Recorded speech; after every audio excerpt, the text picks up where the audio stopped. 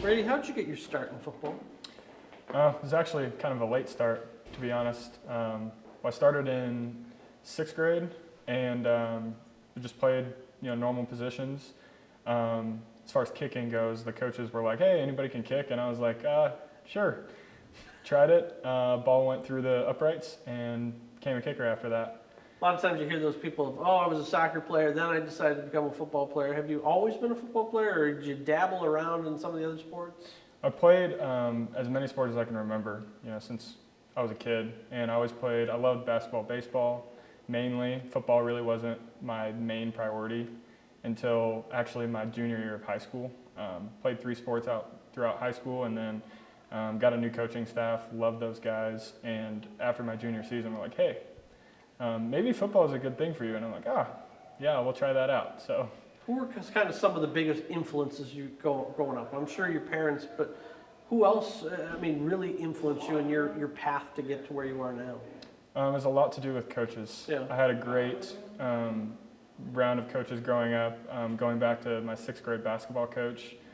Great dude, expected a lot out of us, but was also always there just to get us through all those tough games and stuff. And then going into high school, that new coaching staff that came in, Coach Greg Jones, he's actually at Oregon now. Really awesome dude. I loved him when he came in just because he was straight up, always told us how it is, and I love that guy. He got me through a lot. He spent 3 years as a walk-on in the Big 12 at Oklahoma State. And what was it like playing football on a scale like that, knowing the pressure and the bright lights and just everything that involved, especially as a walk-on? Mm-hmm. It was honestly very surreal. Those moments of being able, especially when I got the chance to play and walk out on that field with, it being full stadium, and I'm just looking at all the lights, but then coming back down to ground level where I'm like, okay, like I actually have to kick a ball and not worry about all this now, and just focus on where I'm at. So how difficult is it at sometimes knowing that you're sitting on the sideline cold, and then they're going to tell you in this blink of an eye, "Hey, it's time to go. Green light. Let's kick this ball." How fast can you flip on that switch and be ready to go, and knowing that everybody's got the eyes on you? Well, I kind of stole that strategy from a kicker at Oklahoma State, really good friend of mine. He kind of just locked in at the beginning of the game, and then just kind of took a mellow approach to the rest of the game. So if I'm honest, it's not too bad. I kind of go through warm-ups, you relax, you won't do all that normal, and then once the game hits, you just kind of try not to get involved too much. Obviously, you're cheering for the team, but you're also like, not trying to give yourself unwanted adrenaline that might make you nervous or make it more difficult to go out on the field. Walk us through the process of Eastern Michigan. Did you know anything about Ypsilanti or the Eagles before you just kind of decided this is the place that I want to give it a try? Well, I at first didn't know if I was going to continue to play football after Oklahoma State because I had entered the transfer portal, didn't know where I was going to go after that, and I had a few smaller offers, and I was like, okay, that might be a good opportunity.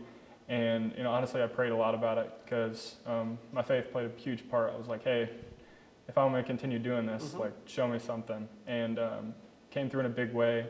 Not too long after that, I found out Chad Ryland had transferred, and Eastern had been in contact with an old coach of mine. And the coach was like, hey, they have a spot for you. Would you be interested in that? And I was like, heck yeah. Like, get me on the phone with the guy. And got on the phone with Coach Creighton, and after talking to him, he knew a bunch of old, really cool mentors of mine, and just kind of all fell together and gave me that opportunity that I was looking for. Had you even been to Michigan prior to this?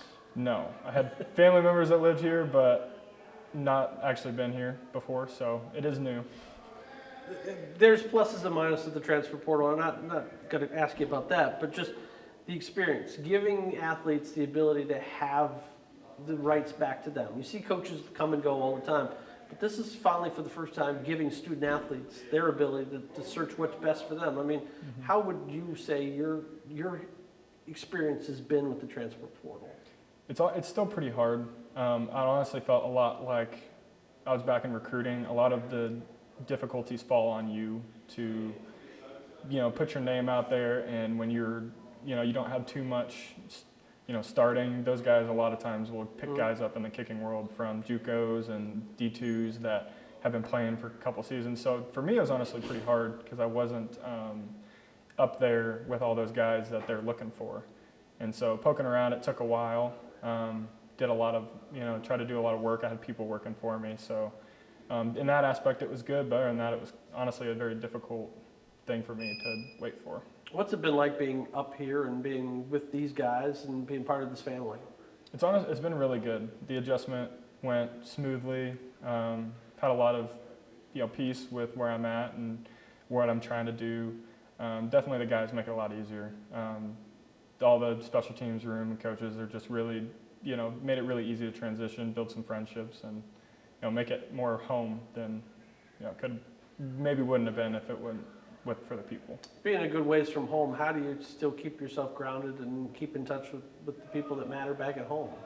It's a lot of talks on the phone. My relationships with them have grown tremendously over college, which honestly I didn't expect. But my sister became probably one of my best friends, and family just became a lot more important to me. So just calling maybe once, twice a week if I get that time, and I'm pretty used to being on my own now, being in college. But yeah. What do you enjoy doing away from the football field? What are we going to find you doing if you're not learning the playbook, being here with the team? What would you say your favorite things to do are? Well, I'm figuring out golf slowly but surely. And then I also just picked up guitar like last summer. It's probably one of my favorite things. Like I love country music, so playing the guitar was just another step that I could just have something to relax, take my mind off things, and learn something new that isn't normal. You got some songs down right now that you're really playing? Just a couple, more slow times type music, like Luke Combs, Flatland Cavalry, and been working towards some other ones, but slowly. If you were to ask one of your teammates to describe you in a word or two, what would you hope they would say about you and why? I like to be a friend to everybody. I like to, get along with most people. So I guess somebody who can do that. I'm not sure the exact word for that, Yeah. but then also just have some respect. Just I value that trust and that I'm a trustworthy person, that integrity. If I don't have that, honestly, I don't think I have much relationship with some people. Get you out of here on this. Stackham's kind of been the theme. I mean, each kick you build upon, get better and better. How have you kind of embraced the mantra that is Stackham? Well, I think that has a lot to do with the new atmosphere I'm in right now. I think coming into fall camp, it's a little different. It's a different practice time. The kicks schedules are different. So I think it's just getting used to that and trying to get better every day and trying to help other people get better too. I think a lot of the special teams, if I can help them get better, that helps the team. So there's a little aspect of me, but I also love working with other people too. So I think that's the biggest part of embracing that Stackham part of it. And I guess you could say that is closing the gap with the whole special teams unit.